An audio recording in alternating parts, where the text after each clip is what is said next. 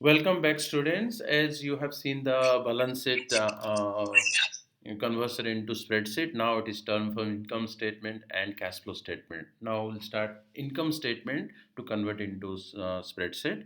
The sales is there, which is given input. Cost of sales, we put the input. Then we get the difference cost, gross profit. From the gross profit, we deduct the operational expenses like SGA, R&D, depreciation. Then we get the operating income. Adjust the other income and expenses, you get the EBIT. So instead of inputting the data given in the PowerPoint, this we should make it in formula so that whenever you change one for your company, it will automatically take care of the changes. Then your pre-tax income come or expenses, you adjust with that. Here it is interest income is minus 7.70, so we deduct it. Then pre-tax income will come. Then this company has a tax of 26%. So 26% tax we have given in the input area, as the tax burden is 26% here. So 26% of pre-tax income we calculated here. So that is called minus 0.7. We get the net income. Net income divided by number of shares. Number of shares basic and number of share diluted. Basic is the number of share outstanding, and diluted is the options and warrants provision added back. So we have done it in the given input area, that is the number of share outstanding basic is 3.6 million and diluted option adjusted 0.17 million. Then the number of shares diluted will be 3.77 million. So when the net income is divided by the basic number of shares, you get the basic EPS. Here is the basic EPS, that is net income 2 million divided by the basic shares outstanding or the number of shares outstanding.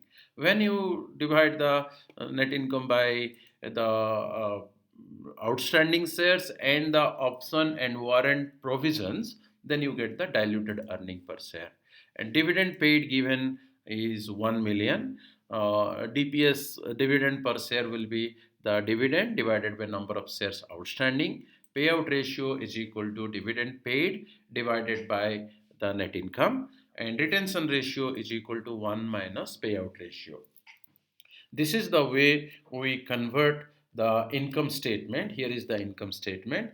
This income statement can be converted into the spreadsheet through this, giving the input area should be the raw data, and wherever you can plug in a formula, you can plug in that, so that whenever you change the data, automatically the output range will change. Now, income statement I think is clear to all of you. We will go to the cash flow statement now. Before going to cash flow statement, let me explain you. Most of the information in the cash flow statement, they come from either income statement or balance sheet, isn't it? That's why what we do, all the range of data in the cash flow statement, the input of the cash flow statement, we will insert formula so that it will come from either income statement or balance sheet. That's why you will find cash flow statement, most of the range you will find in yellow shaded. That means this is a formula range, modeling range. It is not data we have input anything. It is the formula set. So it takes the data. Whenever you change the data in the income statement and balance sheet, automatically the data is being changed here or being taken care of. That way, for example, that is for the current year 2016. For 2015, those places we will not plug any formula. Where there is previous year data is required but not available with us, there we will give the data as given in the annual report or in the PowerPoint to us. In that way we can do the analysis. Let us now start with net income, because the cash flow statement is divided into operational cash flow, investing activity and financing activity. Operating activity starts with net income. So net income, where from you get the input for net income is the output from the income statement. So simply we set the formula here. Net income is equal to the output of the income statement, that is equal to 2 million here. So once you enter, net income will be shown. And similarly, depreciation is shown in the again income statement. But here you need to add the depreciation. But there it is minus depreciation. In income statement, depreciation is deducted. But here you need to add back. That's why we can write here depreciation add back. So add depreciation. Once it is add depreciation, it should be plus. But in the income statement, we have deducted depreciation, so it must be in minus. So what you will do is equal to, you start with negative sign. So whenever you want to opposite the sign, you start with minus sign, so that it will be opposite in the signs. So minus, the depreciation is there in the income statement. Here is the, you see, it is in minus. So once you multiply this with minus, it will be automatically a plus. So you see 1.2 is the depreciation added back. Then we will do, if you remember, last lecture we have discussed that receivable, the current assets have an opposite relationship with cash in the cash flow statement. When receivable increase, cash decrease. When receivable decrease, cash increase. Similarly, inventory increase, cash decrease. Inventory decrease, cash increase. So what happens? 2016 and 2015 we compare. If 2016 receivable increased, will be decreased here. Then how we will take care of that? Very simple, is equal to, again we will start with minus sign. For current assets, we will start with minus sign. Why minus sign? Because the sign will be opposite here. If plus there, we need minus here. If minus there, we need plus here. Therefore, accounts receivable, we start with minus sign. Then how we do it? We'll go to the balance sheet, and receivable is there in the current assets, 2016 minus 2015, bracket close. So we get the amount of receivable increased over 2016 from 2015. Same once you do that, because inventory is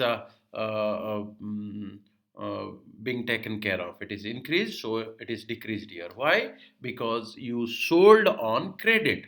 You sold on credit means your inventory reduced but did not get cash.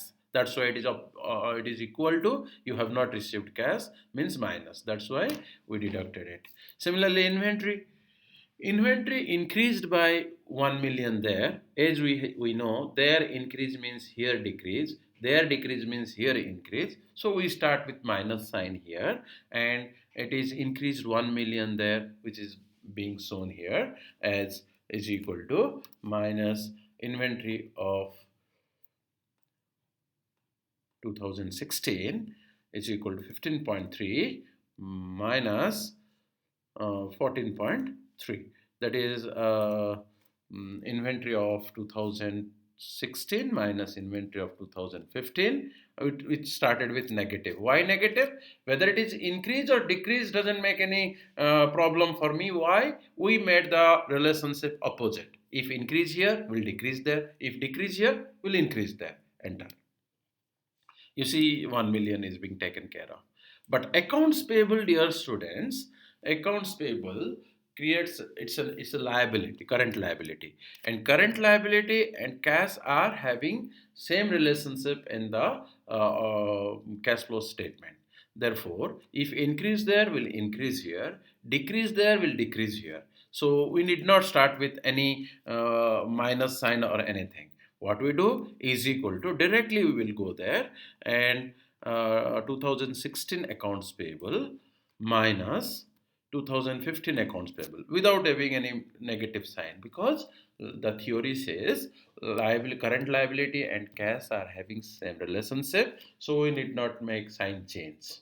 And the notes payable short term debt we will take care in the financing activity, because it is not a current liability for any credit purchase, it is for a financing arrangement. So we will not take here, enter. So this way we have done the all the adjustments we have done for working capital change in the operational cash flow. Then we will get our cash flow from operating activities will be there. Adding all this together, you got it minus 40 million for 2016 and 1.20 million for 2015. Hope it is clear. Now we will go to the capital expenditure. Capital expenditure is reported as the long term or fixed asset in the balance sheet. So how we will know this? We will know the current year's fixed asset minus previous year's fixed asset plus the depreciation will make our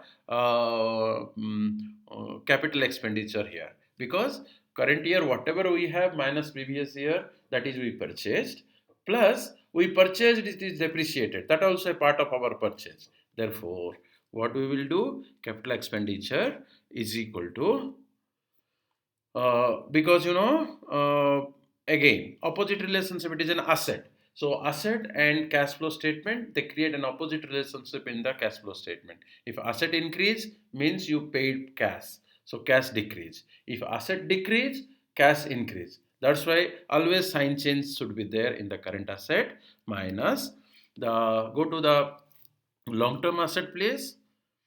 In the long term asset you will see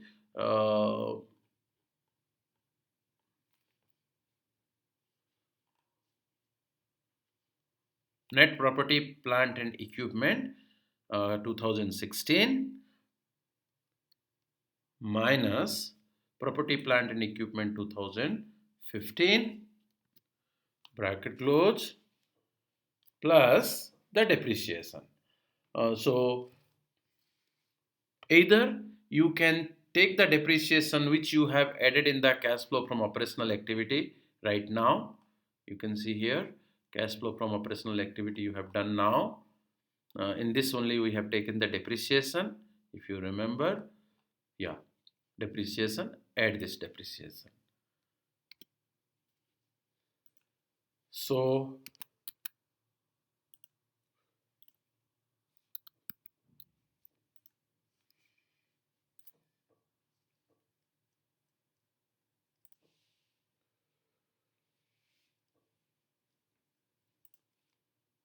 okay, you see I have taken the depreciation from the income statement earlier, that's why it is showing this. You can take directly, you can take the depreciation charged here, that also will be the same. It's not changing. So you can, if you are taking from the income statement, then what happens, here is the income statement, depreciation is negative here, you can see depreciation is negative here. So once depreciation is negative here, you need to make positive, so you just click with the minus sign, it will be positive there. So this is the way we calculate the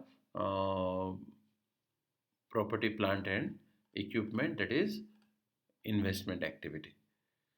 33.4. No other acquisition of investment is done. Therefore, total cash flow from investment activity is 33.40. But for 2015, we are not giving any formula. Reason, we don't have 2014 data. That's why this is as it is provided in the annual report. We have given here because 2015 most of the things we are not analyzing. We don't have previous year data. But 2016 all we can analyze because we have 2015 previous year data available. After this investment activity, next is our cash flow from financing activity. You know, the first financing activity is dividend paid. Dividend paid already we have shown in the given data. So simply dividend paid, you know, it is cash outflow. So always it is minus. So is equal to minus, in the given range of data you have dividends. You can see here.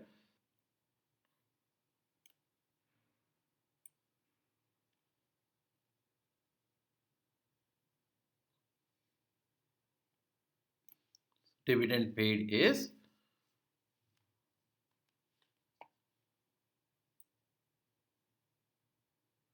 after the income statement, I think. Yeah, dividend paid is here, enter.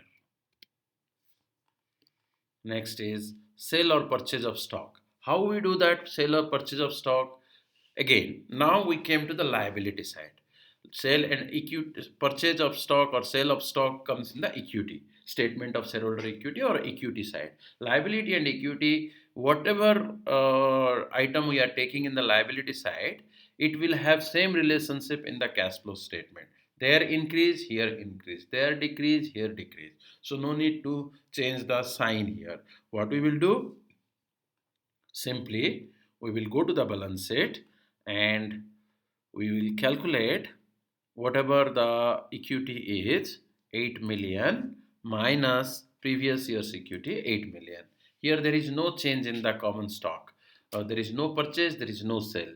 If you issued stock, then it will increase. If you repaid stock, repurchase, then it is decrease. Therefore, it is nothing is done, so it will come as 0 here. Next is increase in short-term borrowing. Again, borrow any liability, you did not change the sign because it is the same relationship here. So go to the balance sheet and go to the notes payable section 2016. You see, I told you accounts payable only we take in the operation. Notes payable is a financing arrangement, so we take in the financing minus 3.2. Enter. So this is the increase in the short-term borrowing. Then increase in the long-term borrowing. Again, it is the liability side. No need to change the sign. Simply you go to the liabilities and long-term liability. You just go. Here is the long-term liability. 113.2 minus 78. 36.5.